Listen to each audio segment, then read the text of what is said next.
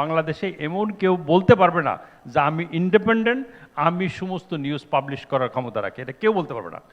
বলুক আমার সামনে এসে। আমি জেল থেকে, জেলের মধ্যে যে একটা শোষণ আছে, জেলের মধ্যে যে একটা নিপীড়ন আছে, এটা আমি জেলে গিয়ে আমি প্রথম উপলব্ধি করলাম। ওখানে সব কিছু টাকা দিয়ে কিনতে হয় জেলখানায়। তা আমি জেলখানা থেকেই সব সিদ্ধান্ত নিলাম যে যদি কোনোদিন টাকা অর্জন করতে পারি তাহলেই আমি রাজনীতি করব, না হলে আর রাজনীতি করব না। ওই জেলখান থেকে সিদ্ধান্ত নিলাম আর ছাত্র রাজনীতি করব না।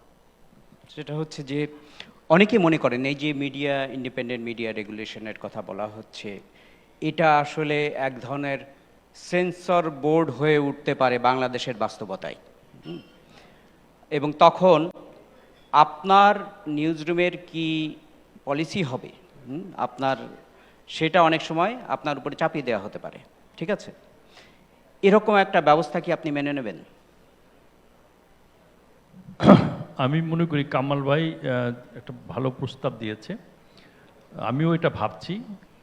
যেটা উনি বলেছেন যে কোশ্চেনটা আপনি যেভাবে আমাকে করেছেন, উনি হলে কোশ্চেনটা কেন যে আমি পত্রিকা বা মিডিয়াতে কেন আসলাম।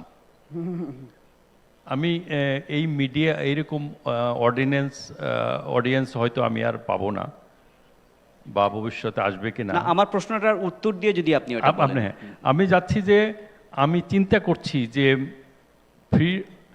ফ্রি যদি আমাকে করতে হয় আমার নিউজ মিডিয়াকে, তাহলে আমাকে দিয়ে হবে না। আমি যদি এই দায়িত্বে থাকি, পাবলিশার থাকি, আমাকে দিয়ে হবে না। কারণ যার বিপক্ষে নিউজটা যাবে সে সরকারের রাষ্ট্রীয় যন্ত্রকে সে ব্যবহার করবে আমাকে সাপ্রেস করার জন্যে বা আমার ক্ষতি করার জন্যে, যাতে ভবিষ্যতে আমি এই ধরনের নিউজ আর না দিই। এটা আমি না, সমস্ত প্রকাশকরা বাংলাদেশে এমন কেউ বলতে পারবে না যে আমি ইন্ডিপেন্ডেন্ট, আমি সমস্ত নিউজ পাবলিশ করার ক্ষমতা রাখি, এটা কেউ বলতে পারবে না। বলুক আমার সামনে এসে। সবাইকে না কিছু সেন্সর করতে হয়, কেউ কম করে, কেউ সেলফ সেন্সর করে, কেউ কম করে, কেউ বেশি করে, তো করতেই হয় সবাইকে। এখন এই আপনারাই পারেন আমাদেরকে উদ্ধার করতে, এই অডিয়েন্স পারে আমাদেরকে উদ্ধার করতে।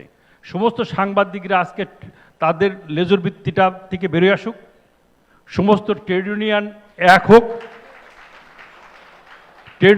এক হোক, আর যে সাংবাদিক যদি কারো চাকরি হারায় তাকে প্রোটেকশনের দায়িত্ব দেন, দেখবেন আমিও কিন্তু ডিফেন্ড করতে পারবো আমাকে।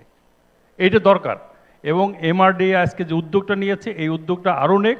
এখানে ইফতেখার ভাই বসে আছে, আপনারা যারা সৎ সাংবাদিকতার দিকে দেখেন, আপনারা আমাদের প্ল্যাটফর্ম করে দেন, আমরা কিন্তু আরও এগিয়ে যেতে পারবো, আপনাদেরকে আরও ফ্রিডম দিব আমরা বেরিয়ে আসবো। এখন আপনি ওই প্রশ্নের উত্তরটা দেন। আমি শিওর যে অডিয়েন্স এটা শুনতে খুবই আগ্রহী যে আপনি কেন পত্রিকা দিয়েছিলেন। হ্যাঁ, দেখেন, আমি ছাত্র রাজনীতি করতাম। আমি 70 থেকেই এদেশের বাম রাজনীতির সাথে আমার বাবা যুক্ত ছিলেন, আমিও যুক্ত ছিলাম। আমি সমাজতন্ত্র প্রতিষ্ঠার স্বপ্ন দেখতাম বাংলাদেশে, আমি ওই ছাত্র রাজনীতি করতাম।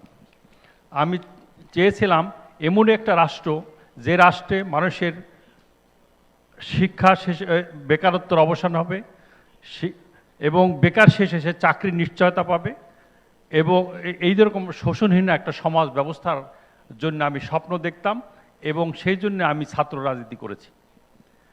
1983 সনে মজিদ খানের শিক্ষানীতির বিপক্ষে আমি আন্দোলন করি, এবং সেই আন্দোলন থেকে আমি গ্রেপ্তার হই। আমি জেল থেকে, জেলের মধ্যে যে একটা শোষণ আছে, জেলের মধ্যে যে একটা নিপীড়ন আছে, এটা আমি জেলে গিয়ে আমি প্রথম উপলব্ধি করলাম। ওখানে সব কিছু টাকা দিয়ে কিনতে হয় জেলখানায়। তা আমি জেলখানা থেকেই সব সিদ্ধান্ত নিলাম যে যদি কোনোদিন টাকা অর্জন করতে পারি তাহলেই আমি রাজনীতি করব, না হলে আর রাজনীতি করব না। ওই জেলখান থেকে সিদ্ধান্ত নিলাম আর ছাত্র রাজনীতি করব না।